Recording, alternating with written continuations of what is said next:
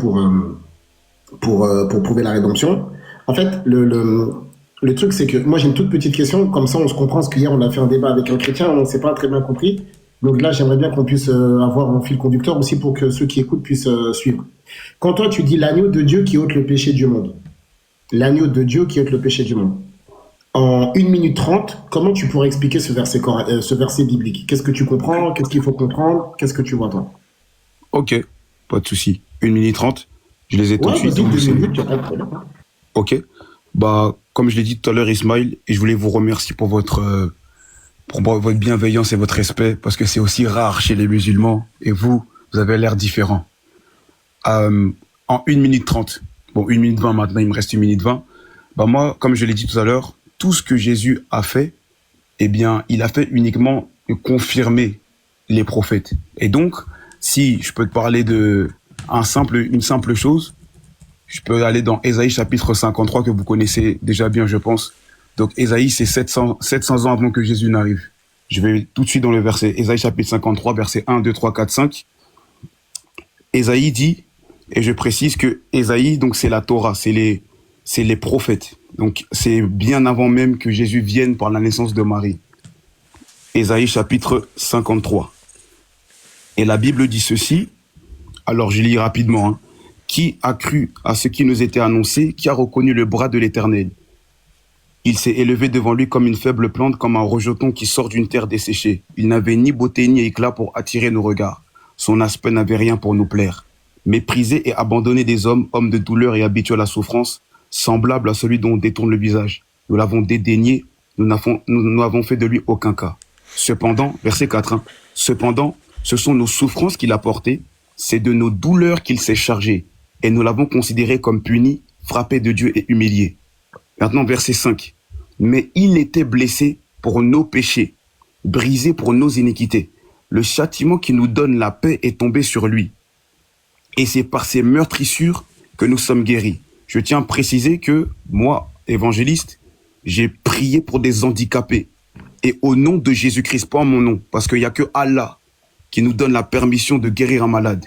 Et comme Jésus a reçu le nom au-dessus de tous les noms, d'après le Père Céleste, ces malades ont été guéris. C'est-à-dire, et ça, je viens même pas me vanter parce que c'est Dieu qui guérit. Et il dit, donc ce verset, moi je l'ai vu devant mes yeux se réaliser. Verset 6, il dit, nous étions tous errants comme des brebis. Chacun suivait sa propre voie. Et regardez ce verset. Et l'Éternel, 2 minutes, merci Baki. Et l'Éternel a fait retomber sur lui l'iniquité de nous tous. Il a été maltraité et opprimé, et il n'a point ouvert la bouche. Semblable à quoi? À un agneau qu'on mène à la boucherie, à une brebis muette devant ceux qui l'attendent. Il n'a point ouvert la bouche. Je vais m'arrêter là. Ok, Bah déjà, bon, attendez, j'ai pas fini, il me reste 2 minutes. Il me reste 2 minutes. Non, Il me reste 2 minutes. non, t'as pas compris. Évangéliste, t'as pas compris. Attends, non, il me reste 2 minutes. Évangéliste, t'as pas compris. Évangéliste, en fait, je t'ai dit, t'avais déjà fait 2 minutes, je t'ai dit. J'ai pas dit qu'il te restait 1 minute, Je t'avais suis déjà fait 2 désolé, c'est minutes. les émotions. Excusez-moi, il faut que je me reconcentre. là. Donnez-moi 10 secondes alors. 10 secondes. Vas-y, termine. Ok. Si tu peux Bah, terminer. voyez les frères déjà, tu vois, l'irrespect, c'est Non, commence à rigoler. T'as pas compris, Mais on rigole pas non. par rapport à toi, on rigole par rapport à Mais- Ismaël Aka. Mais non, mais On parle pas de toi. Attends, t'as pas compris. Écoute-moi et tout quand je parle. Bah. Ismaël Aka, Dis-moi. il nous a passé le salam avec un frère de Côte d'Ivoire. Ah ok, autant pour moi Et alors. quand je les ai vus, ça m'a fait plaisir. C'est pour ça que je Autant dis pour ça. moi. Ça n'a strictement rien à voir avec toi. Ok, pas de souci, autant pour moi. Attention, il faut qu'on soit clair. Non, il n'y a pas de souci. Non, mais je vous crois parce que moi je l'ai pris personnellement. Non, parce que mais je peux qu'est-ce qui parler, t'arrive? ouais. Et tous tes supporters du Bayern Munich ou quoi? Moi? Non. Non. Ah, je sais pas, t'as l'air tendu. T'es Non, supporter du Bayern c'est parce ou, que, en fait, c'est parce que j'étais en train de lire le verset et vous avez rigolé. En fait, c'est juste ça. J'ai pas vu qu'il y avait. Wallah, jamais. Ok, il n'y a pas de Voilà, souci. c'est juste Y a pas parce de souci. que c'est juste que ce qu'un frère il m'a passé le salam, ça m'a fait très Bah, plaisir. pas de souci, c'est bon. Ah bon, on peut se tromper. Alors, bah, Avec grand plaisir. du coup, il me reste combien de temps du coup? 30 secondes? Vas-y, 30 secondes. 30 secondes, s'il te plaît. 30 secondes? Ok. Donc, je sais pas si vous avez pris le temps d'écouter ce que je disais. Ah, on a mais tout voici. écouté, j'ai même pris des notes. Ok, bah merci frère. Et donc, dans Jean chapitre 1, quand Jean-Baptiste parlait de Jésus en tant qu'agneau, eh bien, Ésaïe, 700 ans avant que Jésus-Christ n'arrive, eh bien, la Bible dit, l'Éternel a fait retomber sur lui l'iniquité de tous. Si l'Éternel a fait retomber sur lui l'iniquité de tous, pourquoi vous, mes musulmans que je respecte, vous ne croyez pas que le Messie est Jésus et vous ne croyez pas que justement le châtiment qui nous donne la paix Attends, est le temps, tombé sur s'il te Christ. plaît, frérot, le temps, s'il te plaît, le temps. Ça fait 30 secondes. Voilà, là. c'est bon, j'ai fini. Alors voilà, ma question c'est pourquoi vous ne croyez pas que l'Éternel a fait retomber sur Jésus? Parce que ça, c'est le mystère de l'expiation. Pourquoi vous ne croyez pas que Dieu a fait retomber sur Jésus l'iniquité de nous tous? Merci de m'avoir écouté, les frères. Merci. On va couper la réponse en deux. Je vais prendre la première partie, je vais laisser la deuxième à Ismaël Aka ou Staziani, Inch'Allah. La première partie, je voulais revenir, en fait, comment toi tu comprends le passage quand on dit qu'il s'est chargé de nos douleurs? Est-ce que c'est dire qu'il est mort à la croix ou ce passage-là? Tu penses ou pas? C'est une toute petite question. Réponse courte, concise, s'il te plaît, évangéliste. Non, pas de souci. Je comprends ce verset par Jean chapitre 3, verset 16 que vous connaissez déjà. Car Dieu a tant aimé le monde qu'il a donné son Fils unique afin que quiconque croit en lui ait la vie éternelle. Quand on dit quiconque, en grec, c'est littéralement marqué cosmos. Ça veut dire qu'on ne parle pas uniquement du peuple juif. Tu vois, quand on parle du monde, pardon, le monde. Ok, mais t'inquiète pas, on t'a compris. En fait, le truc, voilà, cosmos, ça veut dire l'univers. C'est pas les juifs. Attends, je termine juste sur un tout petit truc. En fait, c'est une toute petite erreur. Je vais t'expliquer pourquoi. Parce qu'en fait, ce passage-là, dans le texte de Matthieu, chapitre 8, versets 16 et 17, Matthieu, il a expliqué le texte d'Ésaïe. Et il a expliqué, en fait, que c'est pas par rapport à la crucifixion. Là, c'est une toute petite erreur. Des erreurs, on en fait tous, on s'en fiche complètement. Mais le passage de Ésaïe 53, verset 4, là, ça n'a rien à voir avec Jean 3,16. Hein. Ça, c'est l'interprétation que tu fais. Et comme tu es un être humain, tu peux te tromper, tu vois.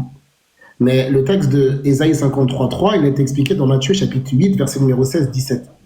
Ça veut dire que ça, tout ce qui était infirmité, c'est parce que Jésus, il a guéri les malades. Donc, il faut faire attention. Ça, c'est un problème. Le deuxième point, après, je vais laisser à Ismaël Aka ou Staziani, Inch'Allah. Comme ça, on fait tourner le temps de parole un peu. Ça, c'est la première chose par rapport à Ésaïe. Donc ça, c'est une petite erreur, ça arrive, on s'en fiche pas. La seconde des choses par rapport à Jean, chapitre 1, verset numéro Jean 1, 29. En fait, le truc, c'est quoi? C'est que,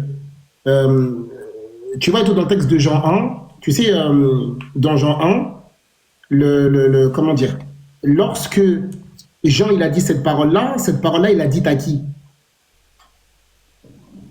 À qui est-ce que Jean il a dit voici l'agneau de Dieu qui ôte le péché du monde?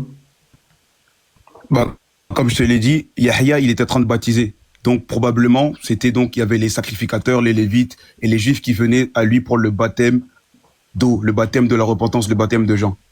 Ok. Mais est-ce que je peux répondre à la question ou après je peux répondre? Parce que tu as dit que j'ai fait une erreur et j'aimerais... Attends, juste développe. Vas-y, je t'en prie. Je t'en prie. Attends, Ismaël Aka, t'es là? Ismaël Aka, est-ce que tu es là? Prends le micro, Inch'Allah. Jean 1, 29, l'agneau de Dieu. Salam alaikum. Wa alaykoum salam wa rahmatullah. Ismaël Aka, il faut bien dire quand tu passes le salam. Il ne faut pas arriver comme ça. Après, là, je vais commencer à crier, je vais commencer à soulever le bureau. Ça a coupé. Le monsieur dit la faim, il est venu manger de la Non, mais c'est ça. On est dans le 13e, quoi. Non. On se laisse Diané, il faut me prévenir. Tu vois, on va commencer à... Il y a du bruit ici, on va vous entendre bien. Il y a du bruit là où nous sommes. Non, il faut prévenir. Tu vois, commencez à avoir des problèmes avec les voisins, je suis au Diané, ça se met la carte. Vous pouvez faire du coup, On ne vous entend pas, il dit on est dans le 13e à Dalois, le 13e. Je ne peux pas faire du coup. Et là, les frères, bismillah, si vous voulez vous prendre, Inch'Allah. Continuez, dans la joie, la bonne humeur.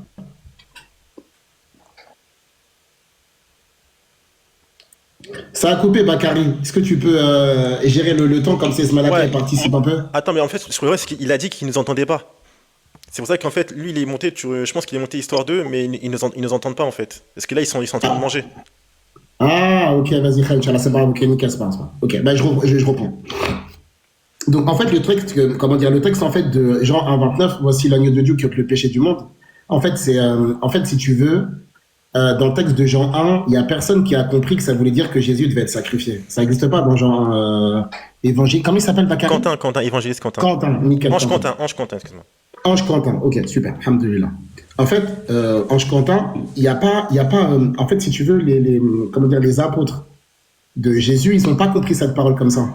Parce qu'en fait, si tu prends par exemple le texte de Jean chapitre 1, verset numéro 29, eh ben, tu vas voir que il va dire dans le sens que voici l'agneau de Dieu qui ôte le péché du monde. Et ensuite, après, plus tard, dans le verset 38-39 de mémoire, il va redire voici l'agneau de Dieu. Et ensuite, André, donc le frère de Pierre, il va entendre ça et il va comprendre que Jésus est le Messie. Mais sauf que les disciples de Jean, à part si tu peux le prouver dans la Bible, Inch'Allah, mais il n'y a aucun disciple de Jean. Pourtant, ils ont entendu cette prédication de Jean. Mais en fait, il n'y a personne qui a compris que ça veut dire que Jésus venait pour être crucifié. À part si tu peux le prouver dans le texte, et à ce moment-là, tu vas nous apprendre quelque chose, Inch'Allah. Je te remercie de m'avoir écouté et je vais couper mon micro, Inch'Allah.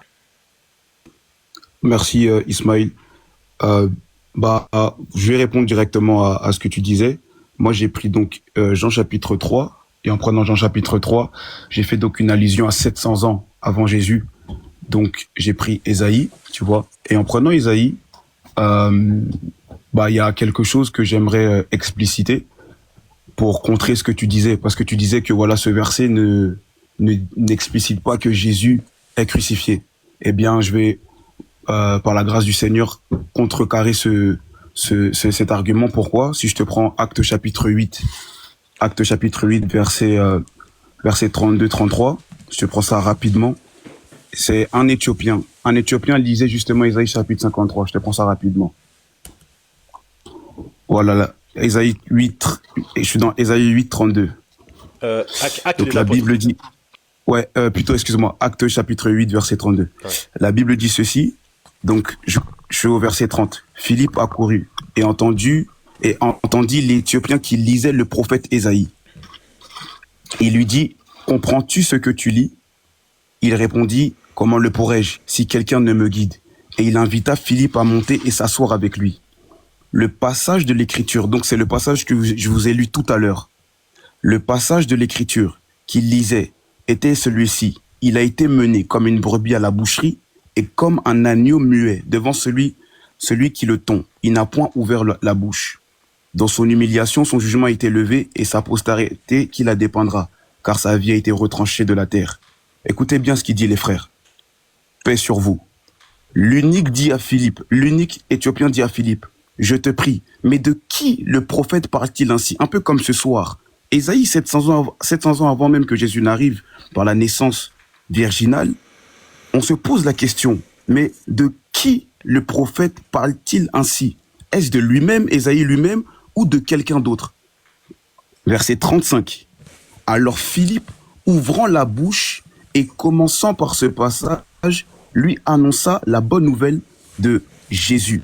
Or, dans cette bonne nouvelle, la bonne nouvelle, elle est simple. Je prends je suis dans Luc chapitre 9, c'est ça la bonne nouvelle, c'est simple. Luc 9, 22. Et là, c'est donc Sunna Isa qui parle lui-même, Jésus.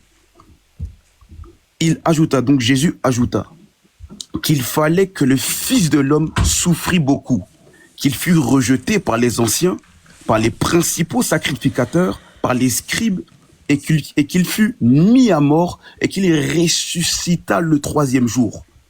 Donc j'ai une question, Ismaël. Si Jésus, d'après vous les musulmans que je respecte, paix sur vous, si d'après vous, Jésus n'est pas l'agneau, ça veut dire que Jésus lui-même s'est trompé en disant qu'il allait souffrir et mourir. Ça veut dire que Yahya s'est trompé en disant que Jésus est l'agneau. Ça veut dire que Philippe, qui était avant le prophète Mohammed, que je respecte, Philippe s'est trompé.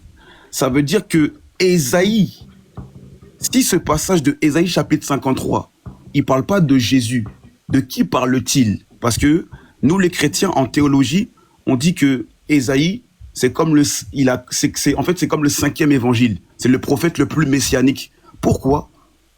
Parce que ici, dans Luc chapitre 9, Jésus lui-même dit qu'il va être mis à mort et qu'il va ressusciter le 3e jour. Et après Jésus, 700 ans après Jésus, il y a eu votre religion que je respecte. Je ne crois pas en votre religion, mais je respecte l'islam, surtout les musulmans, exemplaires comme vous.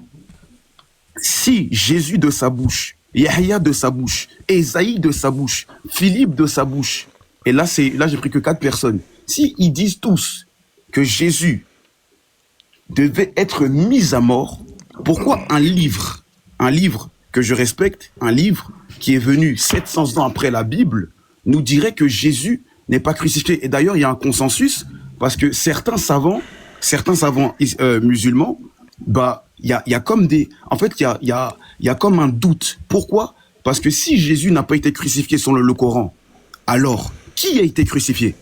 Merci mes frères. Merci. Déjà à la base, je vais juste revenir par rapport à ça, c'est que en fait j'ai posé une question, mais j'ai posé une question, mais t'as peut-être oublié. Après, frère, je crois que tu bugs. Non, on t'entend bien, Ismaël. Ah, peut-être c'est moi alors.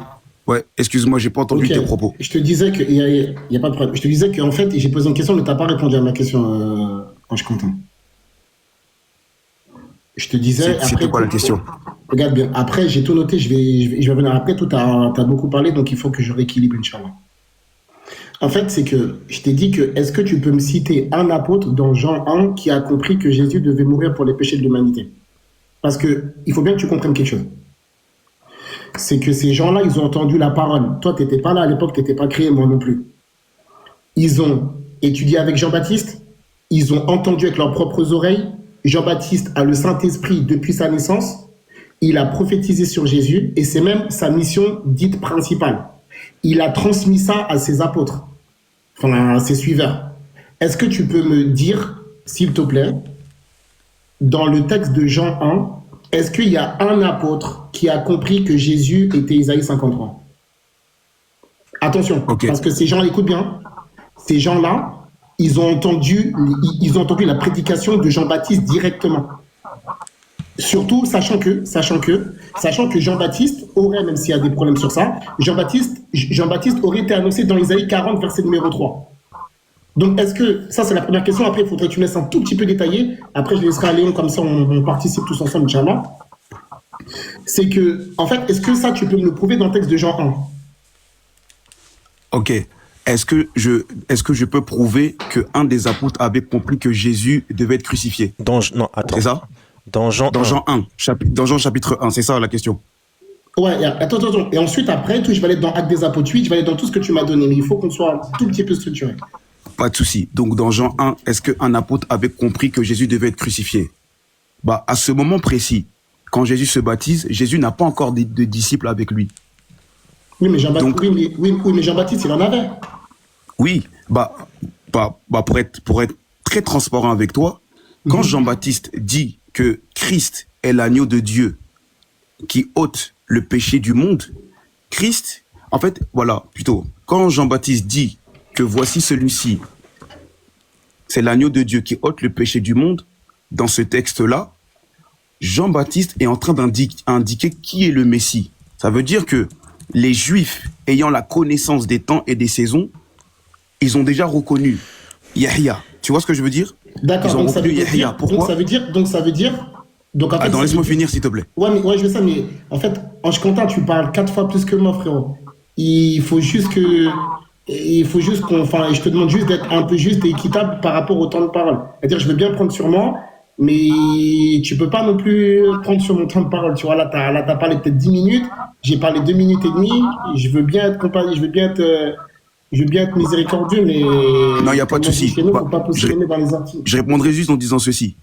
Quand Jean-Baptiste parlait, Jean-Baptiste a indiqué qui était le Messie.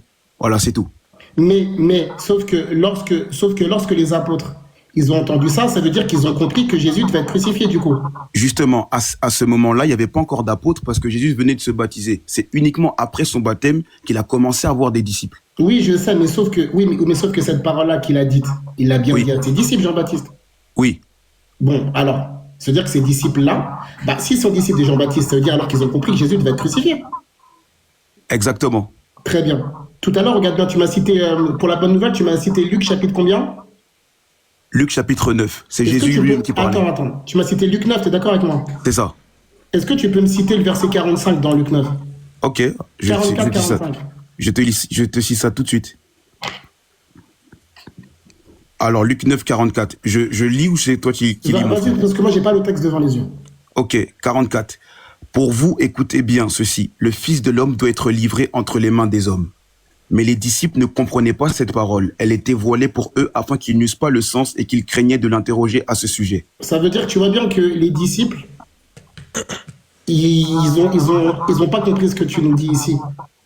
Et pourtant, ces disciples-là étaient censés avoir entendu de la bouche de Jean-Baptiste que Jésus est l'agneau de Dieu qui ôte le péché du monde. Pourtant, quand Jésus leur aurait dit selon le texte biblique, ils n'ont pas compris.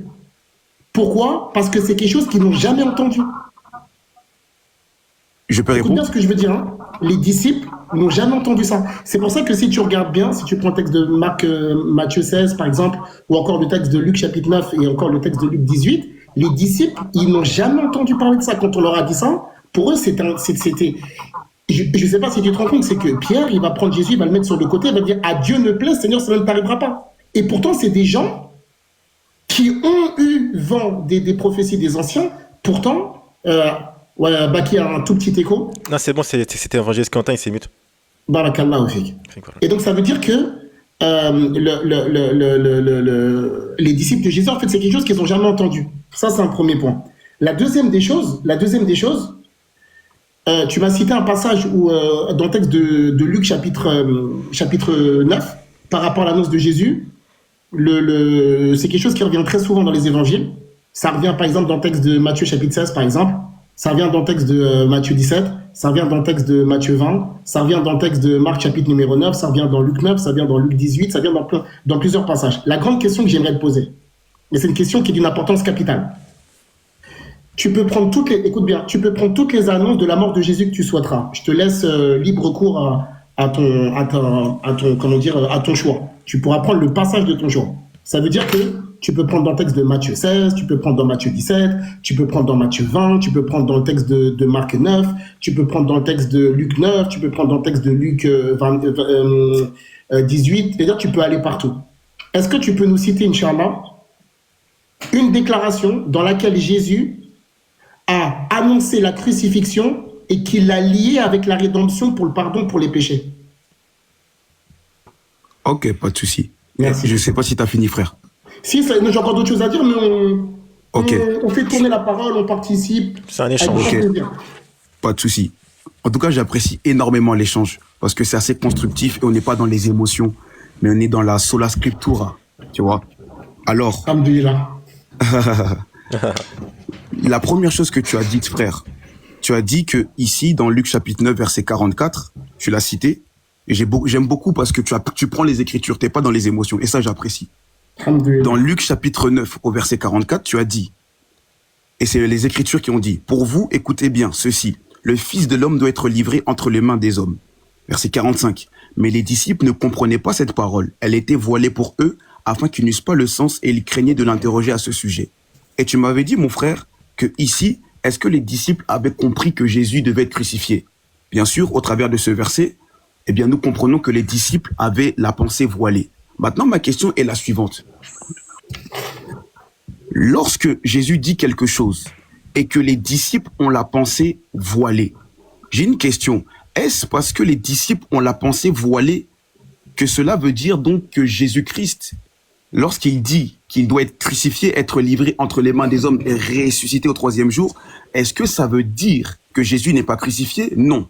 Pourquoi? Car lorsqu'on lit un texte religieux, que ce soit le Coran ou dans la Bible, des fois, Dieu peut parler, parce que Dieu est un mystère. Dieu peut parler et l'homme ne peut pas avoir assez d'intelligence à moins qu'il reçoive de l'aide du Seigneur. Tu vois ce que je veux dire? Ça veut dire quoi? Dans Jean chapitre 1, même lorsque Jean-Baptiste dit que voici l'agneau de Dieu et que les disciples, ses disciples à Jean-Baptiste ne comprennent pas que Jésus devait être crucifié, ça n'annule pas la crucifixion. Tu sais pourquoi? Je vais te prendre Luc chapitre 24, juste après la résurrection de Jésus, pour te montrer que dans la Bible, il ne faut pas suivre les disciples mais il faut suivre la parole de Christ. Luc chapitre 24, la Bible dit ceci. 22h50. Alors, Luc 24, je lis rapidement pour contextualiser. Le premier jour de la semaine, elles se rendirent au sépulcre de grand matin, portant les aromates qu'elles avaient préparés. Elles trouvèrent que la pierre avait été roulée de devant le sépulcre. Et étant entrées, elles ne trouvaient pas le corps du Seigneur Jésus. Comme elles ne savaient que penser de cela, voici 2 hommes leur apparurent en habits resplendissants. Saisies de frayeur, elles baissèrent le visage contre terre, mais ils leur dirent « Pourquoi cherchez-vous parmi les morts celui qui est vivant? Il n'est point ici, mais il est ressuscité. Souvenez-vous de quelle manière il vous a parlé lorsqu'il était en Galilée, et qu'il disait « Il faut que le Fils de l'homme soit livré entre les mains des pécheurs, qu'il soit crucifié, qu'il ressuscite le 3e jour. » J'annonce ici à tous mes frères musulmans que je respecte que Jésus a été crucifié, parce que Jésus lui-même, dans le Coran comme dans la Bible, n'a jamais péché. Et donc Jésus ne peut mentir. Donc la parole de Jésus est irrévocable. Et la crucifixion... Ange Quentin, s'il te plaît. Ismaël, laisse-moi finir, frère. Non, attends, Ange Quentin, s'il te plaît. Non, laisse-moi finir, s'il te plaît. Attends, Ange Quentin, s'il te plaît.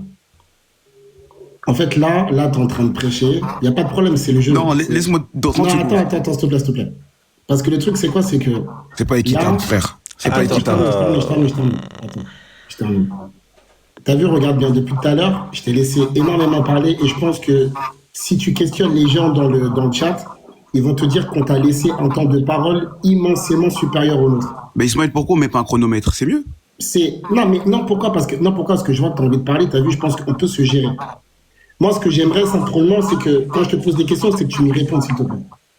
Parce que t'as vu, parce que ça, c'est un geste irrespectueux. C'est-à-dire, je te pose une question, tu me réponds pas, et tu commences à lire, tu commences à prêcher. S'il te plaît, frérot. Si je te pose une question, au moins la décence d'y répondre. Moi, quand tu poses une question, je prends des notes, je mets des points et j'essaye de m'efforcer de répondre à tout ce que tu me dis.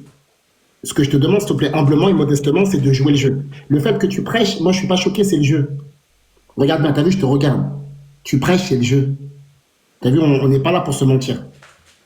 Mais ce que je te demande, c'est que ne laisse pas, en fait, le zèle de ta foi corrompre tes valeurs et tes principes. C'est pas parce que tu veux prêcher que tu dois, déroger aux règles du débat. On a un échange qui se veut cordial, il est parfait jusqu'à maintenant. Ce que je te demande, s'il te plaît, c'est de répondre aux questions que je te pose. Moi, je prends le temps de noter. Je te demande, s'il te plaît, modestement, de prendre le temps de répondre aux questions que je te pose, s'il te plaît. J'espère ne pas avoir été offensant. Ok, pas de souci. Donc, moi, je suis en train de répondre à ta question. Dans Jean chapitre 1, tu m'as posé une question pour bien contextualiser les choses. Tu m'as dit, et tu as pris Luc 9, verset 44, en disant que quand Jean-Baptiste disait que Jésus-Christ était l'agneau de Dieu, eh bien, les disciples n'avaient pas compris que Jésus devait être crucifié. C'est ce que tu m'as dit. Et donc, qu'est-ce que j'ai fait? J'ai encore pris le même verset, et parce qu'il est écrit que ce que Jésus disait était voilé pour leur intelligence et ils craignaient de l'interroger à ce sujet. Et ensuite, je t'ai pris Luc chapitre 24 pour te montrer, mon frère, qu'en fait, Jésus lui-même de sa propre bouche, il parle de la crucifixion, il parle de sa mort et il parle aussi de sa résurrection. Et je t'ai montré donc dans Luc chapitre 24, même après sa résurrection, les 2 disciples d'Emmaüs ne croyaient pas que Jésus-Christ était ressuscité. Pourtant, Jésus lui-même de sa propre bouche a dit qu'il devait être crucifié, mourir et ressusciter. Et donc, par cela, je contre-argumente ce que tu as dit en te disant une chose, c'est quand on lit les Écritures, il ne faut pas d'abord voir l'attitude des disciples, mais il faut voir l'attitude de ce que Jésus a dit. Et si Jésus, avant sa résurrection, sa crucifixion et sa mort, il annonce qu'il doit être livré entre les mains des pécheurs, il faut le croire, même si les disciples ne comprennent pas cette parole. Et si Jésus, après sa résurrection, les disciples ont eu du mal à croire, et c'est Jésus lui-même qui vient dire aux 2 disciples d'Emmaüs, mais vous qui êtes lents à croire ce qu'ont dit les prophètes, ne fallait-il pas que le Christ souffrit, qu'il soit rejeté de la part des anciens, qu'il soit mis à mort et qu'il ressuscite le 3e jour? Vous voyez? Et donc, pour finir, ce que je suis en train de dire, c'est que quand Jean-Baptiste parlait « Voici l'agneau de Dieu qui ôte le péché du monde », c'est sur le poteau de la croix que Jésus-Christ a pris les péchés du monde. Et donc, quand Jean-Baptiste parle de l'agneau de Dieu qui ôte le péché du monde, il parle directement de la croix. Et j'étais pris Acte chapitre 8, pour finir, Acte 8, 32-33, où Philippe, l'un des disciples qui avait compris le sens, qui avait compris l'évangile, Philippe lui-même va voir un Éthiopien qui n'était pas juif, un Éthiopien, et cet Éthiopien lit Ésaïe chapitre 53, et Philippe, justement, il parle de la crucifixion à cet Éthiopien qui se baptise par la suite. Là, ça fait voilà, frère. Comme tu moment que tu parles, là, ça fait combien de Moi, je vous propose de mettre du temps. Mettons du temps, c'est mieux. Attends, écoute. Parce que vous n'écoutez pas ce que je dis, les gars. Ah si, on t'écoute. Attends, Bakary, je vais changer. Ange Quentin, l'Éthiopien dans Acte 8, c'est qui? Un eunuque éthiopien? Oui, mais c'est qui? C'est un juif ou pas? Bah, il s'appelle l'eunuque éthiopien. Non, c'est pas ça ma question. J'ai pas demandé son prénom. Il est juif, oui ou non? Non, il est pas juif. Il est quoi? C'est un eunuque éthiopien. Oui, mais il est quoi? Comment dire? Quand je dis juif, on s'est compris. Est-ce qu'il a embrassé la foi israélite? C'est ça que je voulais dire. Ah, d'accord, tu vas de ce sens-là. Bah, s'il avait une Torah, s'il avait une Torah, ça veut dire qu'il avait embrassé la foi israélite. On appelle ça les prosélytes. Ça, c'est un premier point. Deuxième point, comme ça, on va essayer d'aller un petit peu plus vite. Je t'ai posé une question, vu que tu n'as pas répondu. Je pense qu'il n'y a pas de réponse. Je t'ai dit que... Juste, ça me excusez-moi. Juste un écho. Évangéliste Ange Quentin, ouais. Quentin, essaie de t'enlever tes écouteurs ou quoi. Ouais, je disais par le fait qu'elle est long. Je disais que lorsque Jésus il a annoncé sa mort, d'accord? Écoute bien, lorsque Jésus il a annoncé sa mort dans les textes que tu as cités, attention, et ça c'est super important, est-ce que tu peux nous donner un verset, s'il te plaît, dans les annonces de la mort de Jésus, quand tu as cité 3 jours, 3 nuits, etc., tout ça, même s'il n'a pas dit 3 jours, 3 nuits comme ça directement à ses apôtres en privé, c'est ce que je voulais dire. Mais si tu regardes bien dans les évangiles, écoute bien, Jésus, dans toutes les annonces qu'il fait, avec la croix et tout, il parle jamais de la rédemption. Si, excuse-moi, pardon. Ah non, vas-y, je t'écoute, c'est un mix, il n'y a pas de problème. Si, il le fait clairement. Quand ça? Prends... Léon Zerbe, attends, comme ça on fait 2-2. Non, Stonix, mets-toi à l'aise. Ah, okay, je vais juste faire rentrer Léon, comme ça on fait 2-2, Inch'Allah. Non, vas-y, pas de problème. Vas-y, dis à la base bonsoir. Pour moi, déjà bonjour, bonsoir, excuse-moi. T'arrives en retard, attention, hein. Ah, pardon, excuse-moi, j'étais rentré du five, donc je suis revenu directement. Parfait, pardon. Ah si, Matthieu 20, verset 28. Et le mot qui est intéressant, c'est là où j'aimerais te demander, ça veut dire quoi le terme lutron? Non, c'est pas ça la question. En fait, tu n'as pas compris. Si tu regardes bien, si tu regardes bien, je savais que tu allais venir avec le texte de Matthieu 20, 28 et le texte de Matthieu 26, 28. Et je savais que ce programme, t'inquiète pas. Bah, il y a marqué différence. Attends, t'inquiète pas, ne t'inquiète pas là. Ok. Comment dire, la rédemption, la crucifixion, ça fait partie de mes sujets préférés. Donc je savais que tu allais venir dedans. T'inquiète pas, c'est pas ça ma question. La question que je pose, c'est que Jésus, que la paix divine soit sur lui, dans la Bible, il y a en apparence 2 types d'annonces différentes par rapport à la mort. Tu as celle qui est imagée, entre guillemets, comme dans le texte de Matthieu 20, 28 et Matthieu 26, 28, et tu as celle qui est claire sans ambiguïté. On va te dire dans le sens que crucifié, les païens, qui va mourir ressuscité. Tu es d'accord avec moi? Ouais. Ok. Dans les annonces claires, où vraiment Jésus il te dit ressuscité, mort, flagellé, crucifié. Est-ce que dans ces annonces-là, Jésus il parle de rédemption? Oui, juste, il parle dans Matthieu 20, verset 28. Et la clé, c'est le terme. On ne s'est pas compris alors. On s'est pas compris. C'est pour ça que je te demandais qu'est-ce que ça voulait dire juste quand il parle du terme lutron en grec. Non, mais par rapport à justement, ça justement tout ce qui est la notion entre guillemets, si tu veux de rachat entre guillemets, la notion de rachat si tu veux. On va y venir tout de suite. Je le note là. Tout le monde va entendre, je vais répondre à ça. Mais ce que je voulais te dire, c'est que en fait, lorsque Jésus, déjà à la base de toutes les annonces de Jésus que la paix divine soit sur lui par rapport à sa mort, elles sont à 95% au privé déjà. Ok, mais on est d'accord que quand il parle ici de rançon dans le terme grec, on a référence de délivrance, de rachat et de rédemption, parce que c'est lié avec la partie où il va dire donner sa vie. Il n'y a aucun problème sur ça. Mais je veux dire que, regarde bien comprendre. Regarde, c'est-à-dire que si on parle de rachat, on va dire rachat, je suis d'accord avec toi. D'accord. Ok, ça veut dire qu'on est d'accord sur la notion. Ici, racheter, bon, après c'est des synonymes, on s'en fiche un peu, c'est rachat. On est d'accord qu'il y a quand même cette notion de. Nickel, alhamdoulilah. On est d'accord qu'il y a quand même cette notion de prix payé pour délivrer un captif. Mais complètement. Donc du coup, il y a cette conception du coup de ce que les chrétiens ils annoncent. Non, justement, c'est là en fait on va venir. Ici, il y a cette notion de substitution. Paul, il va reprendre exactement. Attends, regarde bien, tu vas comprendre. C'est là on va commencer. Tu vas comprendre. C'est que si tu regardes bien dans les évangiles. Ouais. Regarde bien. Dans les évangiles, c'est quoi la croyance des Israélites avant l'arrivée de Jésus? Qu'est-ce qu'ils attendent, qu'est-ce qu'ils croient, qu'est-ce qu'ils espèrent? Leur notion, c'est assez vaste quand tu parles des Non, Juifs. bah, détail, prends ton temps. Détail. Si tu veux, en grosso modo, ils attendent le Messie. Oui, mais c'est quoi sa vocation? C'est quoi sa mission? Sa mission, libérer le peuple. Libérer le peuple de quoi? Les ramener vers le Seigneur, leur donner une meilleure compréhension de la Torah. Il n'y a pas que ça. Voilà, j'ai énuméré en vif, comme ça. Bah, ouais, mais je sais, mais sauf que ça, c'est super important. La question, elle est simple. Ouais. La question, elle est simple. C'est que les Israélites, ils attendent quoi et pourquoi? Il ne faut pas parler de notion de rachat comme ça. On peut tous lancer rachat, rançon, mais il faut savoir quoi. Si je fais le parallèle avec, Ésaïe 53 et avec. Mais pourquoi tu fais le parallèle avec Ésaïe 53? Bah, parce que ça concerne aussi le Messie. Ben oui, je sais. Attends, je te pose une question. Les Israélites de l'époque, ils connaissaient Ésaïe 53 ou pas? Oui, ils le connaissaient, oui. Ils ont fait justement, alors, du temps de Jésus, quand Jésus, il était là. Est-ce que les Israélites de l'époque, ils ont fait lien avec Ésaïe 53 non, pas forcément. Là, je suis d'accord avec toi. Oui. Pas forcément. Pas forcément. Ah, pourquoi? Bah, parce que dans leur conception, si on regarde de manière historique, ils s'attendaient à un Messie glorieux. Ah, ok. Mais sauf que ce Messie glorieux-là, ils l'ont bien tiré de texte, non? Oui, bien sûr, mais aussi c'est aussi fabriqué par rapport aux circonstances dans lesquelles ils étaient aussi. Super. Alors, c'est quoi ce que tu viens de dire? C'est incroyable. C'est quoi les circonstances dans lesquelles ils étaient? Ils étaient sous l'oppression romaine. Nickel, alhamdoulilah, rabbil alamin. Donc ça veut dire que les enfants d'Israël de l'époque, ils sont sous domination des Romains. Tu connais l'histoire, les Romains, bref. Ouais, exact. Donc les enfants d'Israël, ils sont dans un élément en fait d'oppression. Ils sont pas bien du tout.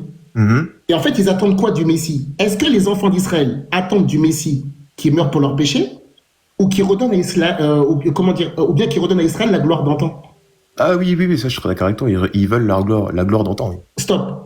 Est-ce que tu peux me prouver dans les évangiles qu'un groupe d'Israélites attendait un Messie qui vient pour mourir pour les péchés de la nation? Mais là, le problème n'est pas le fait d'avoir le groupe d'Israélites. Ah ben là, je pourrais pas te le donner là directement. Ça, je suis d'accord avec toi. Regarde, frérot Stomix. Tu sais pourquoi tu peux pas me le donner, frérot? Parce que ça n'existe pas, mon frère. Oui, mais ça n'empêche pas. Ouais, mais regarde bien, je peux rebondir sur ce que tu as dit. Regarde bien. Il y a quelque chose qu'il faut bien que tu comprennes, tonton. Et c'est ça qui est important, c'est ça que les chrétiens et les musulmans doivent comprendre aujourd'hui. Okay. C'est que, en fait, tu es en train de me prêcher une doctrine. Les enfants d'Israël de l'époque, qui avaient la tête dans les récits, qui avaient la tête et qui étaient. Ça veut dire que chez eux, tu as des gens qui étaient quand même lettrés. Et donc, à l'époque, tu ne peux pas, et personne d'ailleurs ne pourra, avec les évangiles, tous les groupes connus, écoute bien, si vraiment tu veux qu'on pousse la recherche, je peux te faire toute la liste écoute bien, de quasiment tout le monde dans les évangiles. Regarde bien ce que je vais dire. Laisse-moi juste 1 minute 30. T'as les scribes et les pharisiens dans le texte de Matthieu 2, ils n'ont jamais parlé de rédemption, ça n'existe pas. T'as la foule, par exemple, et tout dans le texte dans le texte de Jean 6, ils n'ont jamais parlé de rédemption. La femme, la femme samaritaine dans Jean 4, elle n'a jamais parlé de rédemption. Nicodème dans le texte de Jean 3, il n'a jamais parlé de rédemption. Les anges, se dire que l'ange, en fait, dont on parle dans le texte de Matthieu 1, il n'a jamais parlé de rédemption. L'ange Gabriel dans le texte de Luc 1, il n'a jamais parlé de rédemption. Les anges dans le texte de Luc 2, ils n'ont jamais parlé de la rédemption non plus. Marie, que la paix divine soit sur elle, n'a jamais parlé de la rédemption non plus. Le texte aussi de, avec Siméon dans le texte de Luc, chapitre 2, verset numéro 29 à 32, il n'a jamais parlé de la rédemption. Okay. Il n'y a aucune personne, écoute bien, aucun courant. Regarde, écoute, ça veut dire que ça n'existe pas dans les évangiles. D'accord. Est-ce que les enfants d'Israël, est-ce que justement chez les Juifs, ils avaient une conception du Messie souffrant? Oui, bien sûr. D'accord. Mais attends, justement, et tout, c'est ça qui. C'est ça qui est magnifique. Regarde bien, frérot. Justement, c'est ça qui est magnifique.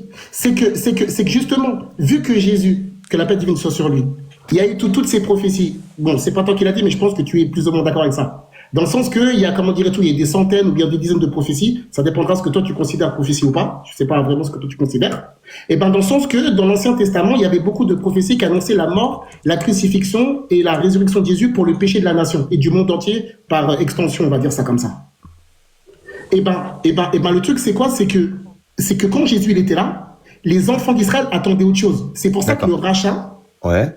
C'est pour ça que le rachat, est-ce que tu es d'accord? La définition du rachat. Okay. Après toi, parce que moi j'ai beaucoup plus parlé de toi. Pas de problème, t'inquiète. Moi je vais t'expliquer ce que je comprends de la notion du rachat. D'accord. Est-ce que du coup tu es d'accord que le Messie donne une compréhension que les précédents ils n'avaient pas forcément? C'est-à-dire que dans la révélation de la Torah, elle est beaucoup plus excellente. C'est à détailler. C'est-à-dire, quand tu dis à détailler. Alors, c'est à détailler pour deux choses. Parce que, en fait, Jésus, que la paix divine soit sur lui, il va venir corriger plusieurs personnes. D'accord. Il va venir corriger, par exemple, tous les élites corrompus, déjà, qui disent tout et n'importe quoi et qui profitent des chaises et tout qu'ils ont pour égarer les gens, prendre de l'argent, etc. Tout ça, arnaquer les gens. Il va venir pour... Et, et de l'autre côté, Jésus, parce que, comme tu sais, en fait, il y a un chapitre qui est important, c'est le texte de Jean 4. Quand Jésus, quand Jésus va dire à la femme samaritaine, dans le sens que vous adorez ce que vous connaissez pas, etc. Exactement. Ça lui vient des Juifs. Oui. Parce que, en fait, si tu veux, Jésus, que la paix divine soit sur lui, ton texte qui est un chapitre incroyable dans l'évangile de Jean, en fait, il va venir départager deux extrémismes chez les enfants d'Israël. Le premier, tous des Samaritains qui sont dans une spiritualité trop poussée et isolée de suivre le texte. Et Jésus leur dit, attention, il y a le texte qui est aussi là. Et de l'autre côté, il va blâmer les autorités juives qui sont, soi-disant, trop basées sur le texte, notamment dans le texte de Matthieu 15 et dans le texte de Matthieu 23. Et Jésus leur dit, attention, il y a des règles dans la Torah, mais il faut pas exagérer, faut pas en gros choisir ce que vous voulez. Et il y a d'autres choses comme la miséricorde, etc. Tout ça. D'accord, pas de problème. Quand tu dis que Jésus vient pour corriger, ça c'est les deux aspects. Le troisième aspect, c'est l'aspect qu'on trouve dans le texte de Matthieu 5. Quand Jésus dit, vous savez qu'il était dit aux anciens, etc. Mais moi je vous dis. Donc effectivement, oui, on peut considérer que Jésus apporte une certaine profondeur sur la Torah. Oui, bien sûr. Ok. Quand je te parle de la profondeur, c'est-à-dire que la meilleure conception, c'est-à-dire qu'en gros, il va nous révéler la Torah comme on ne l'a jamais comprise. Est-ce que tu es d'accord du coup avec cette conception de messianique quand on regarde les il est possible, le fait que Jésus vienne avec une interprétation de la Torah, plus complète, ouais, je suis d'accord. D'accord. On est d'accord que du coup, dans cette conception, le Messie nous apporte des éléments qu'on n'avait pas nécessairement. Donc, il nous ramène... soit ça, ou soit il vient pour corriger. D'accord. Ok. Est-ce que du coup, dans Ésaïe 53, il y a une notion de substitution? Non, pour moi, non. Enfin, pas par rapport à Jésus. Pas par rapport à Jésus, c'est-à-dire quand il prend les péchés de son peuple. Surtout pas dans le contexte d'Ésaïe 53, frérot. Si, parce qu'il regarde bien. Ésaïe, ça regarde bien. Ésaïe, sa mission, c'est quoi, Ésaïe? Moi, je te parle d'Ésaïe 53, avant justement de parler d'Ésaïe. Ésaïe, c'est un prophète. Mais je sais très bien, mais sauf que Ésaïe 53, selon toi, c'est Ésaïe qui l'a... Oui, parce que pour moi, il y a une notion de... J'arrive. Regarde bien. Ésaïe, il est envoyé pourquoi? C'est un prophète, il annonce des prophéties. Non. Ésaïe, il a une mission très particulière. C'est quoi la mission d'Ésaïe? Attends. Il ne faut pas parler d'Ésaïe 53 si on n'a pas étudié les 10 premiers chapitres d'Ésaïe. Je répète ma question. Quelle est la mission d'Ésaïe? Chez nous, on prend Ésaïe, il ramène quand le peuple s'est éloigné de Dieu, il les ramène justement à la réalité du Seigneur. Attends. Les enfants d'Israël de l'époque, ils ont un problème très particulier. C'est quoi ce problème-là? On peut parler de plusieurs choses. On peut parler d'idolâtrie, on peut parler du fait qu'ils sont éloignés du Seigneur. Non, il n'y a pas que ça. C'est pour ça que je te dis que je vais te répondre tout de suite. Ésaïe, et c'est pour ça que tu vois que je ne suis pas d'accord avec Ésaïe 53. Je vais t'expliquer pourquoi. Parce qu'en fait, les chrétiens, ce que vous faites, c'est qu'en fait, vous venez avec le texte d'Ésaïe 53 en disant, regardez, Ésaïe a prophétisé Jésus. Messieurs, Ésaïe 53, on n'interprète pas comme ça, en oubliant tous les 52 chapitres avant. Non. Mais est-ce que tu es d'accord que... Ah oui, attends. C'est pour ça que je dis que Ésaïe, il a été choisi dans un contexte politique très particulier. Ça, c'est un premier point. Il a été choisi, dans un contexte religieux particulier, avec des rois qui étaient corrompus, avec des alliances qui étaient corrompues, et un manque de confiance caractérisé des enfants d'Israël. Et c'est d'ailleurs tout ce qu'il va dire dans le texte d'Ésaïe 6. Et donc, en fait, en réalité, Ésaïe, il n'a pas juste été envoyé pour dire que Jésus allait mourir. Je suis totalement d'accord. Moi, je suis d'accord. Il parle, par exemple, il parle de jugement, il parle de salut, il parle du roi messianique, il parle aussi du serviteur souffrant. Ça, il n'y a pas de problème par rapport à ça. Oui, mais il n'y a pas que ça. Et c'est là que je suis pas d'accord. Je suis d'accord. Regarde, mais le problème, c'est quoi? C'est que, et je pense, avec tout l'amour que j'ai pour toi, et avec tout l'immense respect que j'ai pour toi, je pense que Ésaïe, c'est pas un texte que tu maîtrises. Et c'est pour ça, avec tout l'immense amour que j'ai pour toi, que tu vas dire que Jésus, il a été prophétisé pour mourir. Non, c'est pas ça le truc, regarde. Attends, je termine. L'immense problème qu'on a chez les chrétiens, c'est qu'en fait, vous utilisez Ésaïe 53, mais si on vous interroge sur les 20 premiers chapitres, personne ne va nous répondre. Et c'est là où moi j'ai beaucoup de problèmes. C'est pour ça que, en fait, si on prend l'intégralité du texte d'Ésaïe, sa mission, tout ce qui s'est passé avec les rois d'Israël, notamment et tout le passage avec Ézéchias, qui est un chapitre magnifique dans Ésaïe 36, ce qui s'est passé à l'époque de Sédécias, ce qui va se passer lorsque le temple de Jérusalem va tomber, ce qui va se passer avec et tout la persécution de Jérémie, avec toutes ces choses-là, si on replace tout ça, notamment avec quoi? Le chapitre, la promesse dans Ésaïe 35, comment dirait-on, l'immense prière magistrale d'Ézéchias dans le texte de Ésaïe 36 jusqu'à 38 avec le miracle de Dieu qui s'est passé, avec ensuite et tout la promesse et tout dans le texte de Ésaïe 40 et tout ce qui va se passer dans le texte de Ésaïe 42, Ésaïe 45 avec le décret qui a été placé tout par Cyrus, et ensuite après tout le retour des exilés, et ensuite on rentre dans Ésaïe 53. Si vraiment tu veux comprendre Ésaïe 53, on va recommencer d'Ésaïe 1. Oui, non, regarde, je suis d'accord, je suis totalement d'accord, regarde. Attends, ce que je vais dire, c'est une exclusivité.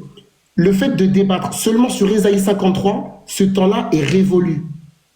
Comprends bien ce que je vais dire. Si vous n'avez pas étudié Ésaïe, on ne dit pas Ésaïe 53. C'est comme si, par exemple, demain, je viens et je juge quelqu'un qui a 53 ans alors que je ne connais pas sa vie. Non. Ésaïe 53, il y a tout un contexte. Avec un peuple qui est malade, avec un peuple qui est divisé, avec un peuple qui a été martelé. Avec un peuple ça, je suis totalement d'accord. C'est ce que je t'ai rappelé.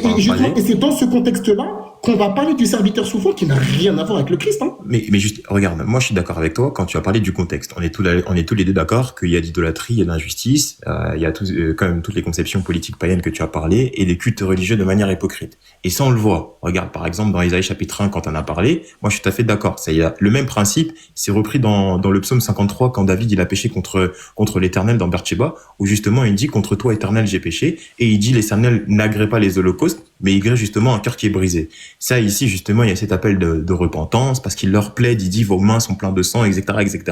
Moi je suis tout à fait d'accord. Mais le problème, c'est que oui, quand on parle du Messie, les prophéties messianiques, ça commence pas simplement dans Ésaïe 53 ou dans Ésaïe 56. On voit par exemple la particularité dans Ésaïe 6, où Jean va le reprendre et faire un parallèle qu'il a vu justement la Shekinah de Dieu, il va l'attribuer au Christ. Il y a plein de passages, par exemple, moi je suis d'accord, Ésaïe 1 jusqu'à 39, si on fait le contexte à part de jugement et d'avertissement, ça y a pas d'accord, c'est repris exactement dans les mêmes textes bibliques, on le revoit dans Apocalypse, on le revoit dans 2 Thessaloniciens, quand le Seigneur lui-même paraîtra avec ses saints, il va juger les nations, etc., etc. Mais ici, cette conception du Messie n'empêche pas, parce que dans ta question que tu as posée, tu as voulu demander où on a cette conception de rédemption. Et j'ai te montré justement que dans le texte d'Ésaïe 53, si on peut l'analyser tout de suite, on peut regarder le texte, il y a cette notion de substitution. Et cette notion de substitution ou de propitiation, c'est ce qui est repris par Paul, c'est ce qui est repris justement dans le terme que je t'ai donné dans Matthieu 20, verset 24, le terme lutron. Et ici, on parle ici de payer une dette. Payer une dette parle ici de notion de substitution pénale. Donc on peut retrouver cette conception dans les lettres de Paul. Dieu a fait propitiation ou Dieu a fait péché. Donc Christ, le terme c'est armatria. Donc on voit en fait cette conception qui est totalement annoncée dans tout le corpus néo-testamentaire. Donc on peut pas simplement exclure, tu peux pas simplement dire ici que cette notion d'expiation du péché ou cette notion de substitution, elle est exempte. C'est pas parce que les apôtres ils comprenaient pas que cette notion elle est pas enseignée. Nous on n'a pas de problème par rapport à ça, mais on voit que dans les textes, que ici il y a cette notion de substitution. C'est pour ça que moi je t'ai demandé dans la notion du terme lutron, si on peut rentrer en profondeur par rapport à ça, parce qu'il y a des grammairiens qui ont analysé le texte grec. Si on analyse, ici, on se rend compte que dans le terme lutron qui est donné dans Matthieu 26-24, il y a cette notion déjà de substitution qui est faite, en fait. Alors, regarde, et Paul reprend exactement la même chose. Moi, je te propose un truc. Est-ce que tu peux nous faire un exposé, selon toi? Tu prends, je sais pas, 4 minutes, comme ça, 5 minutes, pour nous dire comment toi, tu comprendrais cette notion de rachat. Ah, de rachat? Ouais, vas-y, tu me dis. Tommy, je peux prendre le relais si tu veux. T'expliques. Et moi, je te dis comment je vois les choses, moi, Inch'Allah. D'accord. Vas-y, c'est parti. Moi, c'est simple, hein. C'est ma préférence. Enfin, c'est, on va dire, ok, pas de problème. Non, mais comme tu veux, après tout, si tu veux le faire en 2 minutes, c'est comme tu veux. Ok, attendez, monsieur, juste que je comprenne bien ce que toi tu veux. Pas de problème. Évangéliste, excusez-moi, monsieur l'évangéliste, vous voulez lui dire quelque chose? Dis-moi. Ah non, j'ai cru que vous y parlé. Non, en fait, en gros, Tommy, t'inquiète, je vais te laisser rebondir. En fait, Ismaël, tout à l'heure, on s'était arrêté, mais c'est pas grave. Il avait dit, oui, citez-moi un verset où, quand Jésus-Christ parle de crucifixion, de mort et de résurrection, citez-moi le verset où il parle de rachat. Moi, j'allais lui prendre Luc, chapitre 24, versets 44, 45, 46, 47. Parce que, je précise, le rachat, ou alors le mot rédemption, je pense que tu vas le définir, Stomix, mais le rachat, il est simple. Le rachat vient par ce que j'appelle la loi de la substitution, où des condamnés sont justifiés par un condamné innocent. Et dans Luc, chapitre 24, versets 46-47, la Bible dit clairement ceci. Elle dit, il leur dit, Ainsi est-il écrit que le Christ souffrirait, qu'il ressusciterait des morts le troisième jour, et que la repentance et le pardon des péchés seraient prêchés en son nom à toutes les nations. Donc Jésus, premièrement, n'est pas envoyé au peuple, aux brebis perdues de la maison d'Israël seulement. Jésus, son nom est envoyé à toutes les nations et en premier lieu les Juifs. Et numéro 2, si la repentance et le pardon des péchés sont prêchés en son nom, c'est parce qu'en fait, Jésus nous a justifiés au travers de son sacrifice. Comme il a payé notre dette, c'est ainsi que son nom est prêché. Ça veut dire que, normalement, quelqu'un qui croit dans les prophètes doit clairement croire que Jésus-Christ est mort et ressuscité, comme Stomix l'a dit dans Ésaïe chapitre 53. Il est vrai que Ésaïe comprend 66 chapitres, mais dans les 66 chapitres, Ésaïe parle avec ce que j'appelle les prophéties messianiques, et tous les Juifs sont d'accord que Ésaïe n'est pas uniquement le prophète de son temps, mais c'est le prophète messianique où il parle du règne glorieux du Messie, donc le second retour de Jésus, après l'enlèvement de l'Église. Donc, pour revenir, Jésus a bel et bien racheté le monde, Ésaïe chapitre 24. Si le pardon des péchés est prêché en son nom, c'est parce qu'en fait, il a justifié tous les êtres humains. Et comme il a payé la dette, il est temps donc de diffuser le nom de celui qui a payé la dette du péché. Merci. Somix, je te laisse la parole. Merci. Vas-y, Somix, on t'écoute, Charles. Vas-y, je vais pas prendre longtemps, de toute façon, t'inquiète pas. Moi, ça va être simple. Je vais utiliser, par exemple, le passage que je t'avais donné dans Matthieu 20, verset 24. Mais je vais l'appuyer avec Romains chapitre 3, 24 et 25, où justement, Paul, il fait quand il va commencer avec Romains 1, il va faire une intronisation du Messie, donc glorifié, déclaré fils de Dieu, etc., etc. Ensuite, au Romains 2, il va parler de l'universalité du monde, donc l'homme est tous sous le péché. Donc il va clairement dire, il va l'affirmer dans Romains 3, 23, parce qu'il va faire un parallèle avec Ecclésiaste chapitre 7, verset 21, en disant qu'il n'y a aucun juste. En gros, le passage, il va dire, tous ont péché, tous sont privés de la gloire de Dieu. Donc ici, il va parler déjà de cette conception de la justification, qui est très, très, très important. On retient bien le terme, c'est dikaio. On parle ici justement de la justification par les mérites du Christ. On parle de la justification. Ensuite, il fait ce parallèle, il dit, tous ont péché, tous sont privés de la gloire de Dieu. Mais tous sont gratuitement justifiés par sa grâce au moyen de la rédemption qui est en Christ. Le terme qui est donné, c'est apulastraios tes en Christo Jesu. Donc en fait, il va faire un parallèle avec le même terme que je t'avais donné tout à l'heure, lutron, dans Marc 20, verset 28, où on te parle comment on appelle ça, où on te parle de lutron qui était le fait de satisfaction, de fait de payer ou de substitution, l'échange qui est fait. Et Paul le reprend exactement avec le terme armatria. Il va dire justement que Christ a été fait péché pour nous. Tu peux le retrouver, je crois que là je paraphrase, c'est soit Romains 6, 22 ou soit Romains 6, 23. Il va te dire le salaire du péché c'est la mort, mais la vie gratuite qui est donnée en Jésus-Christ c'est la vie. Et c'est exactement le même parallèle ou les mêmes paroles que le Christ lui donne. Et c'est pour ça en fait que dans 1 Corinthiens chapitre 6 au verset 20, il dit clairement, vous avez été acheté à un grand prix. Le terme là-bas, c'est exagorazo, qui veut dire justement qu'on a été racheté. Et comment on a été racheté? Par le sang.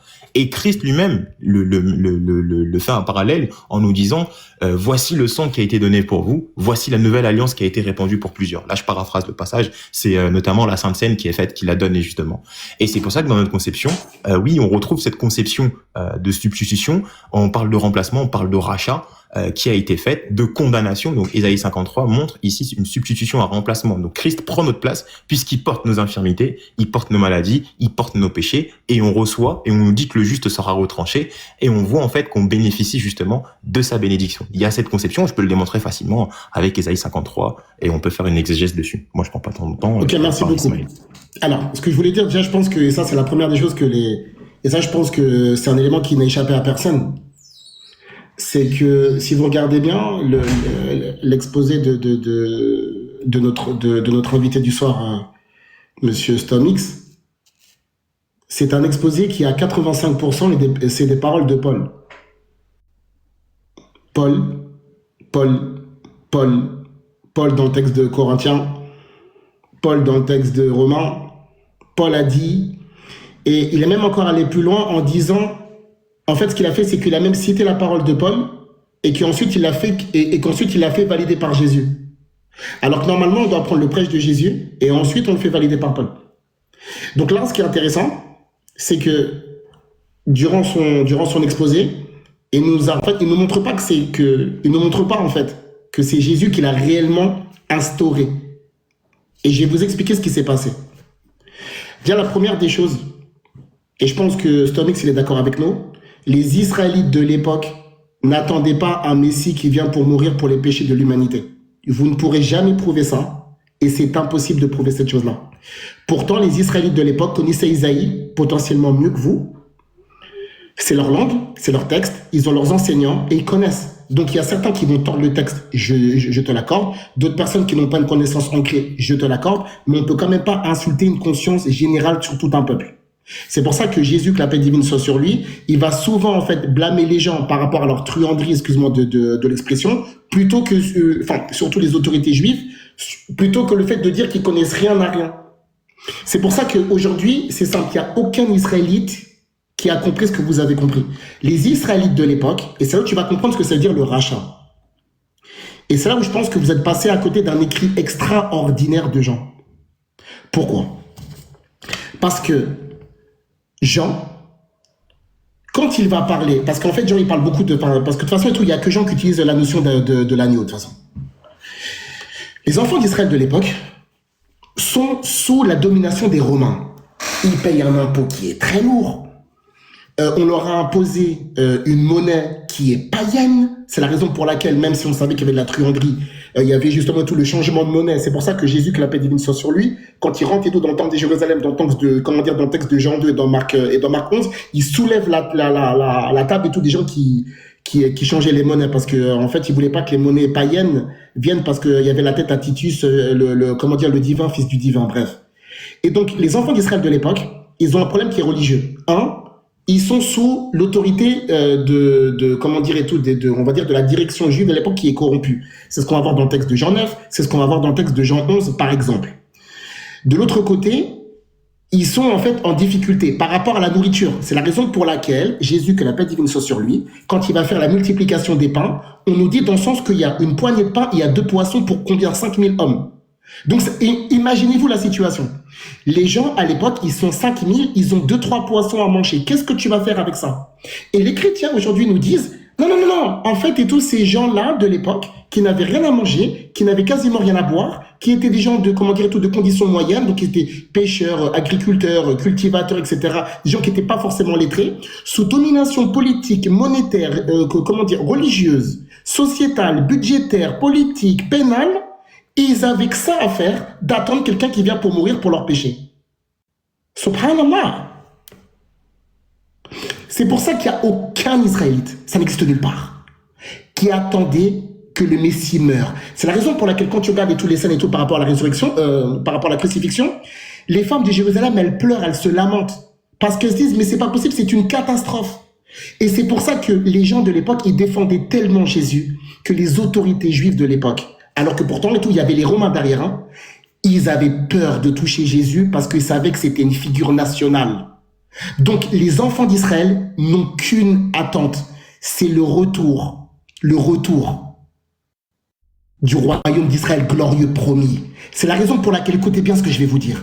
Après la résurrection de Jésus, que la paix divine soit sur lui, je vais revenir sur ce que notre ami Ange Quentin a dit. Le fait de mentionner dans le texte de dans le texte de Luc 24, le fait de dire que dans le texte de Luc 24, 44 à 47, Jésus, en fait, il a parlé tout dans la loi, tout dans les prophètes, etc. Le fait de dire que, que le Christ, il devait mourir, etc., tout ça, et ressusciter le 3e jour, ça n'existe pas dans le texte des anciens, ça n'existe pas. La résurrection 3 jours après, ça n'existe nulle part. Et ça, justement, ça, c'est un gros problème textuel qui a été cité. Ça, c'est un premier point. Deuxième point. Quand tu m'as cité le texte avec les disciples d'Emmaüs, première chose, Jésus, que la paix divine soit sur lui, n'a jamais parlé de 3 jours, 3 nuits aux disciples d'Emmaüs. Ça, c'est un premier point. La deuxième des choses, Jésus, que la paix divine soit sur lui, il va blâmer justement tous les disciples d'Emmaüs qui n'ont jamais entendu parler de résurrection. Ils ont jamais entendu. Attention, les disciples d'Emmaüs n'étaient pas les disciples rapprochés. Donc eux, en fait, ils n'ont pas entendu toutes ces choses-là. La troisième des choses, c'est que lorsque Jésus, que la paix divine soit sur lui, écoutez bien.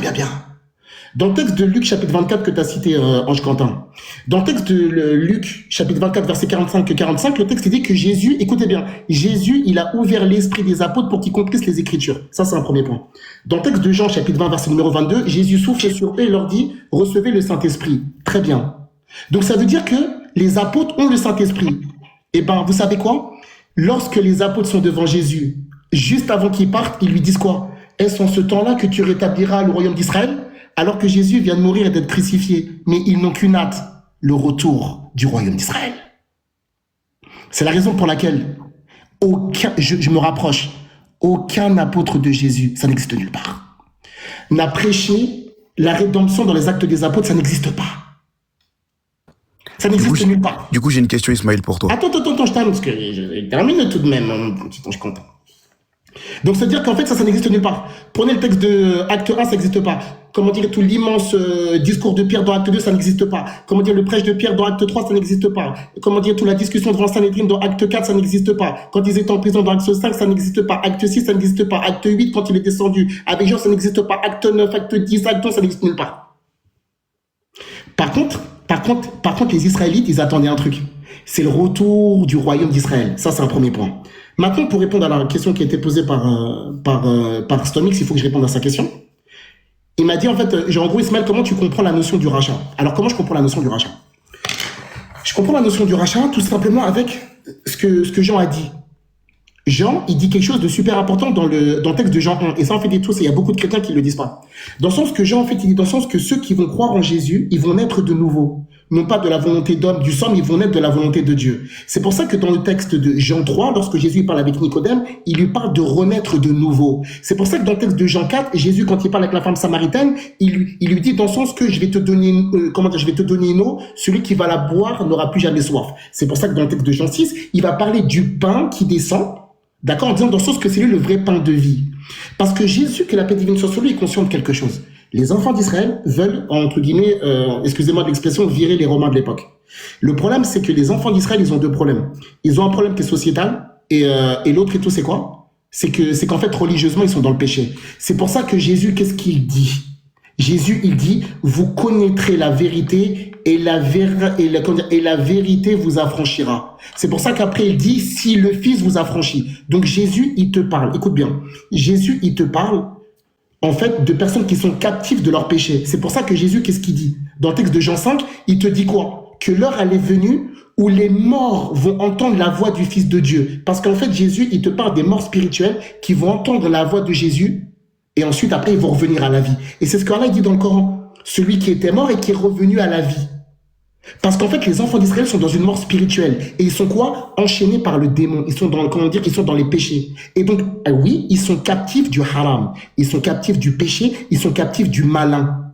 C'est pour ça que Jésus leur dit, vous connaîtrez la vérité et la vérité vous affranchira. C'est-à-dire que les enfants d'Israël, ça veut dire quoi? Que les enfants d'Israël, ils étaient captifs du péché et que Jésus va leur donner une notion, c'est-à-dire que l'unicité divine qui va les libérer de l'emprise démoniaque. Et c'est ça le but des prophètes et messagers. Mais vous, en fait, vous avez mis tout ça sur le côté et vous avez dit non. En fait, Jésus est venu pour mourir. Mais en fait, les enfants d'Israël n'ont jamais cru à ça. Ils n'attendaient absolument pas ça. C'était pas du tout leur doctrine. C'est pour ça qu'aujourd'hui, vous êtes obligés, je vais terminer sur ça. C'est la raison pour laquelle, depuis tout à l'heure, avec tout l'immense respect que j'ai pour vous, et je vous remercie pour votre admirable comportement. Okay. Mais sauf que l'admiration, d'accord, je pense que l'admiration que j'ai pour vous ne me rend, ne saurait me rendre aveugle. Depuis tout à l'heure, vous avez cité aucun apôtre. Vous avez trop de mal à citer les apôtres. Vous avez cité aucun Israélite de l'époque, aucun groupe, aucun courant. Vous citez plus les évangiles. Pourquoi? Parce que vous êtes orphelin de rédemption dans les évangiles. Et vous êtes obligé d'aller dans les textes de Corinthiens, Colossiens, parce que c'est là où vous trouvez à boire et à manger. Mais d'après les paroles de Jésus, ça n'existe pas. Donc, quand on parle de notion de rachat, c'est le rachat parce que les enfants d'Israël, ils sont dans l'interdit. Jésus leur dit, écoutez, là, vous voulez quoi? Vous voulez la victoire contre les Romains? C'est ça que vous voulez? D'accord, vous voulez quoi? On en a marre des Romains, on veut qu'ils partent. Les Romains partiront quand vous aurez quitté le diable. Okay. Revenez vers Dieu, revenez vers l'Éternel, revenez vers le Seigneur. Soumettez-vous à ses ordres et vous aurez la puissance, la suprématie et vous allez, et vous allez sortir vos ennemis. Pas avant. Bah, moi j'avais une question parce que tu as fait en parallèle. Je peux juste vite fait dire un truc ou pas parce que attends juste. Oui, vas-y Léon, excuse-moi. Si c'est possible. Attends, Stomix, parce que tout à l'heure. Vas-y Léon, ça attends. Léon, excuse-moi. Attends Léon, excuse-moi. Non, juste deux petites questions parce que de toute façon je suis en train de manger. Juste Stomix, tout à l'heure t'as dit que en gros Jésus les a rachetés par son sang, c'est ça? Par substitution pénale. Ouais. C'est quoi le terme en grec? Le terme que j'ai donné tout à l'heure c'était lutron. Non, pas par rapport à ce passage-là, par rapport à racheter, par rapport au péché que tu as cité tout à l'heure. Bah oui, quand je lui ai fait référence à Ismaël, j'ai parlé du terme lutron. Non, ça, je sais très bien. Je parle pas de ça. Moi, je parle par rapport au texte, par son sang. Mais quel texte par rapport à son sang? Ou alors, c'est Évangéliste qui a cité ce passage-là, un des deux. Personne n'a parlé du sang, mon T'as frère. dit que Jésus, il les a rachetés. Non, personne n'a parlé de ça. Ici, on a parlé du terme lutron et j'ai bien précisé le texte. Ok, regarde. Ismaël. Ok, comment on dit racheter en gros? Racheter, ça dépend, ça peut varier, on peut utiliser le terme armatria, on peut utiliser le terme lutron, on peut utiliser plusieurs termes. Non. Et du coup, Non, c'est hexagorazo en grec. oui, et donc, Voilà, ok. Tu peux me donner un seul passage où on utilise hexagorazo avec le sang de Jésus? Ou par rapport au pardon du péché? Dans le cas de Jésus avec les apôtres. par rapport au péché. Vas-y. Je sais quoi la différence entre agorazo et hexagorazo? Ouais, là, je pourrais pas te le dire directement la différence, puisque là, du coup, je suis en train de traiter le sujet. Regarde, non, c'est le même sujet. Regarde, toutes les fois où tu vas retrouver, où on te dit que Jésus, il les a achetés, c'est acheter et non pas racheter. Et acheter, c'est dans le sens d'appartenance. C'est pas racheter. Et d'ailleurs, la Sainte Bible que tu as utilisée l'autre fois, tu peux aller dans le terme grec, tu peux descendre en bas, on te dit que acheter n'est pas racheter, c'est pas le même mot. Et c'est pas le même sens du tout. Et du coup, ça change rien par rapport à ce qu'il a fait. Non, toi, t'as dit que c'était racheté dans le sens de substitution pénale. Non, Or, c'est justement. quand j'ai parlé de substitution, j'ai parlé par rapport à lutron. Oui, mais regarde, tu dis quoi, toi? Tu dis que c'est par le sang. Tu dis que c'est par le sang. Ok. Regarde, écoute. Regarde. Tu dis que c'est par le sang qu'il y a Ouais. pardon des péchés, on est d'accord? Oh, d'accord. Quand j'ai parlé Sauf de que- lutron. Attends, regarde, écoute. Sauf que il lorsque faut que Jésus je verse rebondisse son sur sang. ce que tu as dit, parce que tu n'as pas Deux compris mon secondes, argument et j'ai pas formulé lorsque- ça. Ouais, si, c'est exactement Mais non, le c'est sens pas ce que que tu j'ai veux ramener. formulé. Tu dis qu'en gros, par le sang de Jésus, il y a pardon des péchés. Non, c'est pas ce que j'ai formulé. Mon argument, c'était de démontrer à Ismaël, quand il a posé sa question par rapport à la substitution, je lui ai dit justement le terme, c'était lutron. Et je lui ai fait ce parallèle-là pour parler de lutron. D'accord. Maintenant, je te pose Oui, mais la tu question. dis qu'il y a pardon des péchés, on est d'accord? Bah non, moi je lui ai dit justement que ici, dans cela, il y a cette conception de substitution et j'ai repris Oui. avec les propres de Paul. Oui, Et mais j'ai on est d'accord. Oui, fait ce quel parallèle verset avec de Romains Paul 3 et verset 24. Oui, mais regarde, tu dis que par là, il y a pardon des péchés, on est d'accord, Mais par qui le a sang. parlé du sang là? Moi, j'ai pas fait ce rapport avec le sang. Le texte de Matthieu, il n'y a pas marqué le sang là-bas? J'ai utilisé le terme de Matthieu 26-28. Oui, mais ça dit quoi là-bas? Bah, et justement, j'ai parlé de rançon. Oui, mais la rançon, oui, mais on est d'accord sur ça. Mais par rapport à la C'est pour cela rançon, que il y j'ai a posé quoi? la question C'est par rapport à lutron. Comment ils obtiennent la rançon? Par son sang, c'est lié. Merci. Apocalypse 5.9 qui est cité par le sang de Jésus. Oui. Le terme qui est utilisé là-bas, c'est quoi? Agorazo ou hexagorazo? Bah, ça dépend. Il faut je regarde. Attends, C'est agorazo. Et agorazo, il a pour sens ici quoi? Le fait en gros, les serviteurs, ou en tout cas les croyants, Ouais. appartiennent à Jésus dorénavant. C'est-à-dire Bah oui, qu'ils passent mais d'un donc, du état coup, quand ils à un autre. appartiennent, Et non, c'est pas attention. une contradiction ici. Attends, il ne les fait pas sortir dans le sens où il leur fait pardonner les péchés par ce sang. Là, non, rien du tout. Rien à voir. Et d'ailleurs, c'est ce que te dit la Sainte Bible. Te dit ça n'a aucun rapport. D'accord. Ici, le Quand sens il qui est dit, voulu par là, c'est le sens Ok. d'appartenance et non pas quoi. D'accord. Le fait de racheter par substitution pénale ou quoi que ce soit. D'accord. Quand il te parle dans Romains 3, il te dit tous sont privés de la gloire de Dieu et ils sont gratuitement justifiés par l'œuvre du Christ. Ça veut dire quoi ici? Dans Et par Romains rapport 3, au- c'est 24. Oui, non, mais regarde, moi je te parle par rapport à. Non, bah, justement, t'as voulu faire un parallèle. Regarde, non, T'as mais voulu t'as faire pas un compris, t'as pas parallèle. compris ce que je t'ai dit depuis tout à l'heure. Je te parle par rapport au rachat. Il faut que tu rebondisses sur mes arguments. C'est-à-dire que si tu Oui, veux mais retorquer, toi, le il problème, faut c'est que tu retorques rebondis ce que pas moi sur j'ai mes dit. arguments. Le problème, c'est que tu Quand rebondis je t'ai pas dit sur dans mes Romains arguments. 3, verset 24, qu'est-ce que Paul de Tarse veut parler de là? Mais Paul, il a une autre doctrine, ça n'a rien à voir. Moi, je te parle par rapport au sang. Je Je parle pas t'ai par dit rapport à dans ça. Romains 3, verset 24. C'est parce que mon argument, je l'ai utilisé avec le tronc, où on parle de rançon, puisque Ismaël a évoqué tout à l'heure le contexte grec, et c'est très intéressant par rapport à ça. Et je t'ai demandé, qu'est-ce que Paul veut dire dans Romains 3, verset 24? Oui, mais l'œuvre du Christ, Paul, il va te dire que c'est par la mort, etc. On est d'accord sur ça. y a pas de Qu'est-ce problème, que y a ça pas de problème. implique dans Romains 3, verset 24? Je viens de t'expliquer là tout de suite. Non, tu m'as pas C'est expliqué. par rapport à la mort de Jésus, etc. Moi, j'ai pas D'accord, parlé de quand ça. il dit sont Moi, je te parle pas de gratuitement ça. Tu Quand m'as il pas dit compris, sont je crois, depuis tout gratuitement à l'heure. justifiés, l'implication de la justification, Regarde, c'est tu m'as quoi? pas compris depuis tout à l'heure. Tu m'as pas compris Mais depuis tout à l'heure. c'est toi, tu peux pas dire je t'ai pas compris puisque tu Je viens formules de un te argument que j'ai dire pas que je formulé. suis d'accord avec ce que Les dit gars, Paul. C'est on pas va mon se problème sur ça. calmer, Je tranquille. parle pas Bah de ça. ok, moi j'aimerais juste rebondir sur Moi, ce je que parle par Ismaël a rapport dit, au s'il te terme plaît. rachat que tu as utilisé. Mais Le non, rachat. j'ai utilisé que le toi, terme t'emploies. lutron. Oui, mais regarde, tu parles par rapport à quoi? La rançon. Mais Tu m'as dit justement, par j'ai le fait sang. référence à lutron et c'est pour ça que j'ai fait un parallèle avec Romains 3, verset 24. Stomix, tu parles par rapport au sang. Lorsque Jean il parle de ça, il te dit que c'est dans le sens d'acheter et non pas de racheter. Oui, c'est viens de pour confondre. cela. C'est Et tout pour à l'heure, tu cela as dit que non, mon Jésus les a argument de- rachetés. Tout à l'heure, tu as dit, il les a rachetés de leur Oui. péché. Or, c'est pas ce que te dit, C'est- par exemple, le Strong sur le passage. C'est pour cela que j'ai fait un parallèle. Moi, mon argument par rapport à ça, j'ai dit à Ismaël, quand il a posé la question, je lui ai dit, dans la notion de lutron, il y a substitution. Donc, parce qu'il y a cette référence à payer la rançon. On peut le voir contextuellement, on avait établi. sauf que ça va dans le sens d'Ismaël, du coup. Ah, Parce attends, non, qu'Ismaël, bah, il ça te va dit- pas dans le sens d'Ismaël. Si, Ismaël, il te dit que ici, la rançon, c'est dans le sens de captive. par rapport au fait qu'eux, ils veulent qu'il y ait le royaume d'Israël. Exactement, c'est pour cela. Sauf que ça n'a rien à voir avec le sang. Si, c'est exactement ce qu'il a formulé. C'est pour ça que je voulais rebondir. Qu'est-ce qu'il a dit mot pour mot, Ismaël? Non, mais ça, non, attends, juste à dire que Ismaël, non seulement son interprétation elle est bonne, avec le strong. Mais justement, regarde. Agorazo, justement. Mais laisse-moi rebondir. Mais là, c'est exactement parfait. C'est pour ça que Paul, justement, il va faire une perfection. Soit vous allez dire que non, Paul se trompe, soit soit votre interprétation n'est pas correcte. Regarde. Dans Romains 3, verset 23, Ismaël a dit quoi? Il a dit que le peuple d'Israël, ils étaient sous l'oppression du péché. Ils avaient besoin d'avoir de la nouvelle naissance. Il a clairement dit mot pour mot, nouvelle naissance, ils avaient besoin d'être transformés, etc.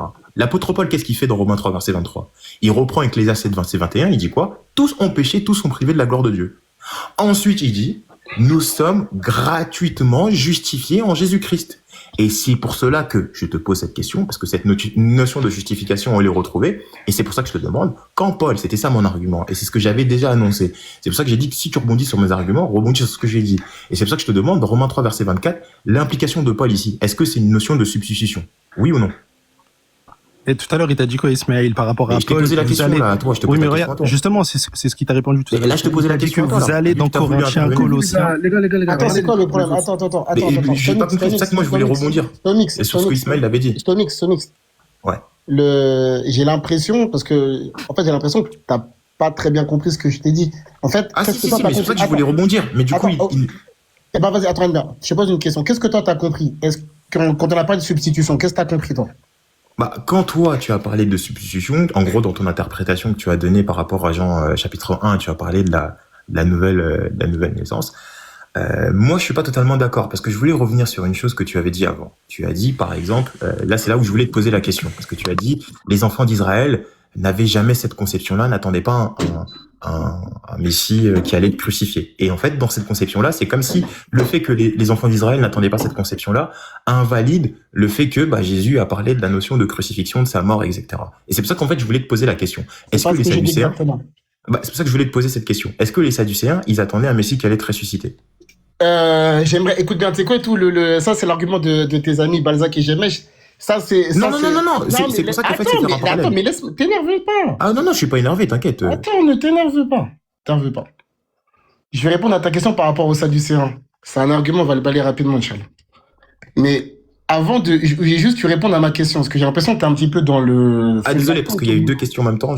Ma question, c'était qu'est-ce que tu as compris de la définition que j'ai donnée, parce que j'ai l'impression que t'as pas compris ce que j'ai dit. C'est pour ça que j'ai pris la parole. Si, j'ai compris ce que tu as dit, et par là, je suis pas d'accord avec certains textes, parce qu'à un moment donné, tu as parlé du pain, tu as fait cette parallèle en disant, oui... dans Jean 6. Voilà, exactement. Sauf que quand tu parles de ça, dans cette conception-là, on parle d'Eucharistie. C'est repris exactement aussi par Paul. Attention. Le pain, attention. Là, le pain, dans Jean 6, il est physique ou spirituel? Ah, il est spirituel. Ah. L'Eucharistie, pour toi, c'est quoi? Quand je dis par Eucharistie, je parle de la Sainte Seine. Pour moi, il a une notion de spirituelle. Attention. Mais attends. La Sainte Seine, pour toi, c'est quoi? C'est anathème selon l'Église catholique, au cas où.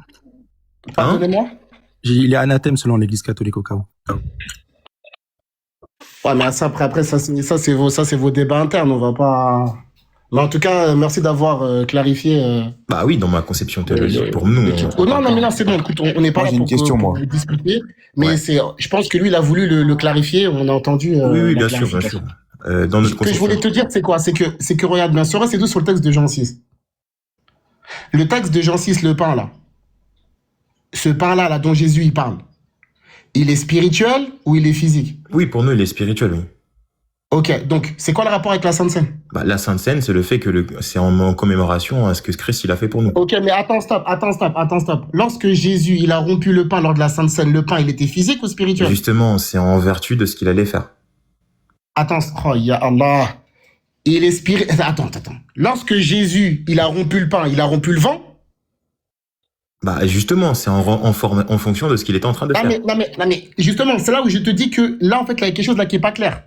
Tantôt, tu me dis que le texte de Jean 6, il est spirituel, il est en corrélation avec la Sainte Seine, mais la Sainte Seine, c'est le pain spirituel. Il est en train de reprendre les rites de la Pâque. Justement, il y a le signe. Le signe, c'est toujours lié à l'acte du Christ. C'est-à-dire que le Christ, quand il va faire cet acte-là, il nous démontre, en gros, c'est une préfiguration de ce que Christ allait réaliser, et il nous montre par là,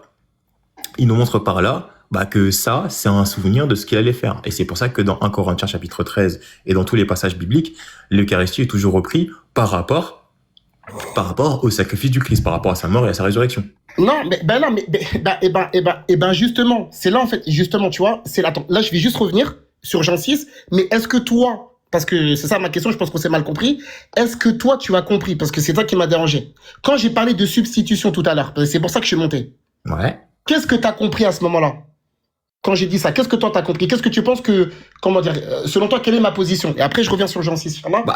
Ta position, moi, j'ai l'impression que tu fais une négation de la substitution. Toi, ta position, c'est simplement de dire, comme tu l'as fait avec ce parallèle dans Jean chapitre 1, quand toi tu parles de la nouvelle naissance, c'est le fait que c'est le fait que le Christ délivre son peuple du péché uniquement. Oui, je sais, mais sauf que ça, oui, mais attends, ça c'est faux. Tu as parlé de ça, tu as fait ce parallèle dans Jean chapitre 1. Mais totalement, j'assume, mais sauf que ça c'est faux ou pas? C'est pas que ça. Nous, on parle aussi de la notion du Saint-Esprit. Toi, je sais pas si tu as cette conception-là. Ouais, mais je sais, mais bon, j'ai envie de te dire que le Saint-Esprit, alors attention, je vais le dire doucement, parce que je veux pas que les gens me comprennent mal. Je vais le dire très doucement, parce que je veux pas que les chrétiens me comprennent mal. Le Saint-Esprit, ça veut tout et un peu rien dire dans le texte des évangiles, avec tout le respect. C'est-à-dire, une personne qui a le Saint-Esprit, est-ce que ça veut dire que, une personne qui est dotée du Saint-Esprit, est-ce que ça veut dire qu'elle comprend tout? Non, pas nécessairement.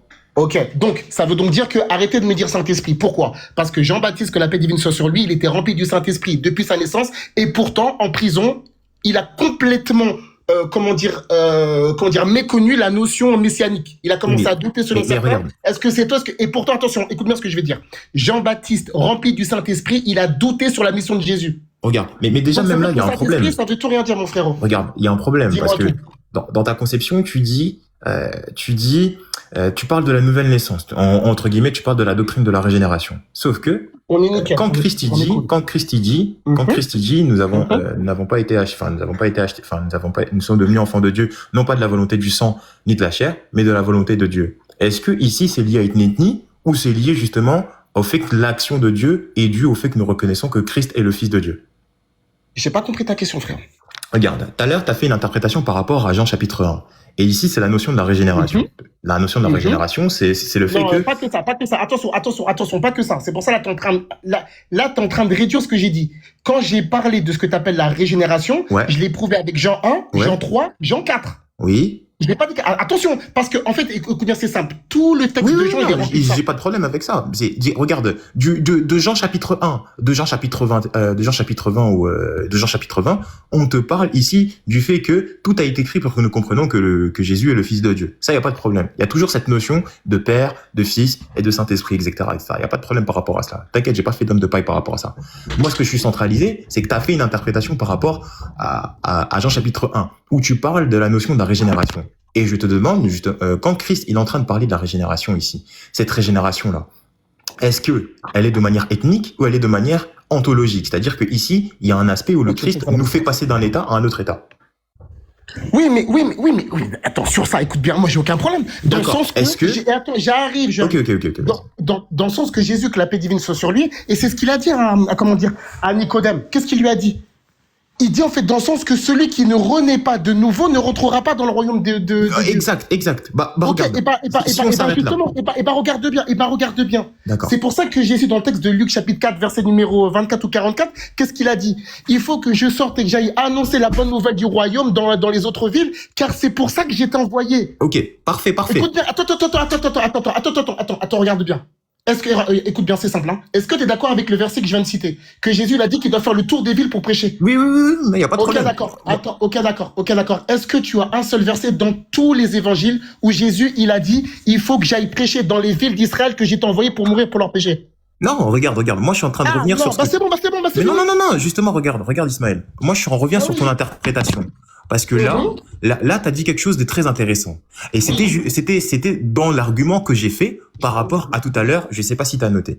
Je t'ai dit, moi, je t'ai fait ce parallèle-là. Je t'ai pris avec la notion de l'eutron.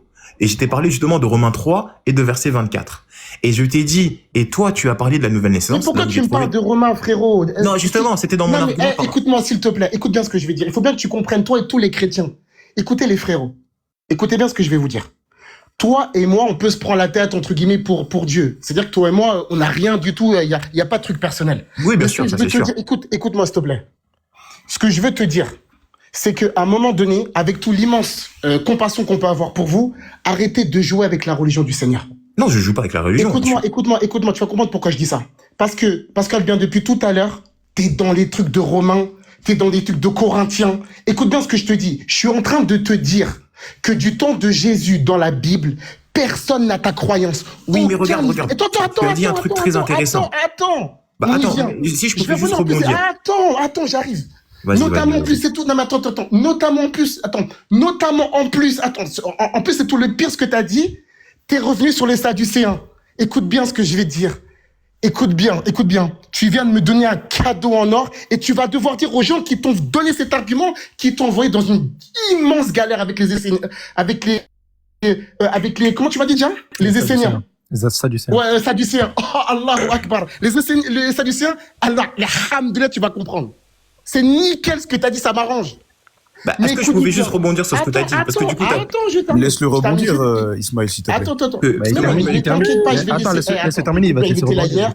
On a discuté, il a l'habitude de parler avec moi, surtout qu'en plus, là, je vais partir à la mosquée, je pourrais même plus parler pendant 10 minutes, alors vous allez pouvoir parler. Je voulais juste rebondir sur ce que tu avais dit. Attends, attention.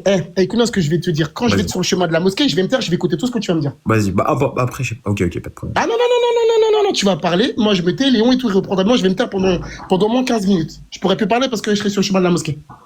Et ce que je te dis, c'est quoi? C'est que, et je pense que ce soir, tous les chrétiens musulmans et les personnes qui cherchent la vérité vont le voir. On ne fait que vous parler de contexte politique et les écrits et Jésus et les Israélites. Et toi, tu ne fais que dire Romains. Et c'est pour ça que je le redis aux musulmans. En réalité, vous ne suivez pas Jésus, vous suivez Paul, les gars. Et tu nous l'as prouvé encore ce soir. Romain a dit, Corinthiens a dit, et Paul a dit, la lettre aux Romains. Et c'est que ça. Et pendant ce temps-là, il y a des gens qui ont mangé, qui ont bu, qui ont vécu avec Jésus, qui ont espéré, qui ont attendu. Simeon, il était là, les gens ils ont pleuré pour lui. Ils n'avaient pas cette doctrine. Non, et toi, tu prends quelqu'un qui a rien à voir avec lui, qui est arrivé des années après lui, et qui te dit, écoutez, les gars, et tout, j'ai vu Jésus, et voilà, et tout. Regarde, moi, je voulais rebondir sur ce que tu as dit. Votre religion. Regarde, moi, je voulais rebondir. C'est un peu compliqué, mon frère. Maintenant, je t'écoute, je mets les écouteurs, et je me tais. Vas-y. En fait, t'as dit un truc, c'était très intéressant. Regarde, tu as parlé de la régénération, tu as parlé de la nouvelle naissance. Et c'est très intéressant. Moi, je voulais revenir sur cette conception-là, et je voulais justement avoir un échange rapide avec toi.